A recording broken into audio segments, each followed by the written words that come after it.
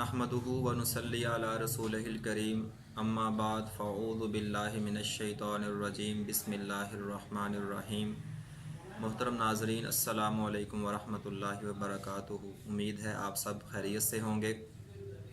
नाज़रीन, एक दफ़ा बहलोल रहमतुल्लाह अलैह, जो कि अल्लाह के वली थे, अल्लाह वाले थे, वो एक गली में से गुज़र रहे थे और चंद बच्चे अखरोट के साथ खेल रहे, जैसे आज हमारे बच्चे बंटों के साथ खेलते हैं गलियों में, तो उस ज़माने में अखरोट के साथ खेला करते थे। तो वो गुज़र रहे थे तो उन्होंने देखा कि एक छोटा सा बच्चा है और वो साइड पे खड़ा रो रहा है। तो उन्होंने सोचा कि शायद इसके पास खेलने के लिए अखरोट नहीं है, ये इसलिए रो रहा है।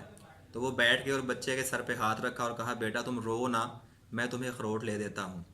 तो बच्चे ने कहा कि चाचा जान, मैं इसलिए नहीं रो रहा कि मेरे पास अखरोट नहीं है, ये मसला मुझे नहीं है। तो आपने पूछा, फिर बेटा तुम क्यों रो रहे हो? फरमाया, चचा क्या हम इस दुनिया में खेलने के लिए आए हैं? मैं इसलिए रो रहा हूँ। तो बहलोल रहमतुल्लाह अलैह उस बच्चे की बात सुनकर बड़े हैरान हुए और कहा, बेटा अभी तुम्हारी उम्र इतनी नहीं है, तुम छोटे से हो, अभी ये बातें सोचने का तुम्हारा मकाम नहीं है, तुम्हारा मर्तबा नहीं है, तुम्हारी तो खेलने की उम्र है, तो इसलिए तुम भी खेलो जैसे बाकी बच्चे खेल रहे हैं।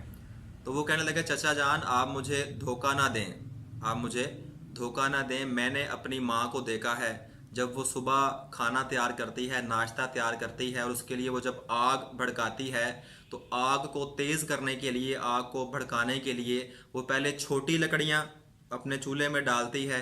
जब आग भड़क जाती है, जब आग तेज़ हो जाती है, शोले बुलंद होते हैं, उसके बाद फिर वो बड़ी लकड़ियाँ जो है वो उसको उसमें डालकर और आग को और तेज़ करती है।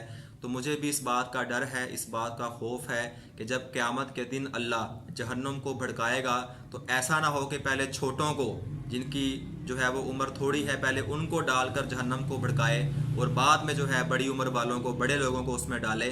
तो ये बात सुनी और बहलोल रहमतुल्लाह अलैह वहीं पे उस बच्चे की बात सुन के जो है वो बेहोश होकर गिर गए।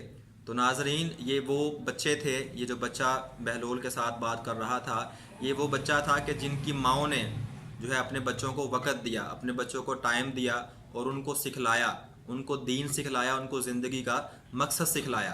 तो इतनी छोटी सी उम्र में एक जो है अनपढ़ बच्चा, जो कभी किसी स्कूल में भी नहीं गया, किसी मदरसे में भी नहीं गया, किसी उस्ताद के पास भी नहीं गया, वो इतनी बड़ी बात अपनी समझ के मुताबिक कर रहा है।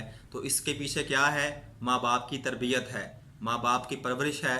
तो आज हम भी सोचें कि जब हम कब्रिस्तान में जाते हैं तो वहाँ हमें हर किस्म की उम्र की जो है लोगों की कब्रें नज़र आती हैं, एक दिन से लेकर और 80, 90, 95, 100 साल तक के जो बुज़ुर्ग हैं उनकी कब्रें नज़र आती हैं। तो आने में तो तरतीब है, लेकिन जाने में कोई तरतीब नहीं है। जाने में बच्चा भी जा सकता है, बूढ़ा भी जा सकता है, जवान भी जा सकता है। तो हम इस बात को ना सोचें कि अभी तो मैं जवान हूँ, मेरी उम्र ही क्या है, फिर आखिरी उम्र में तौबा कर लूँगा।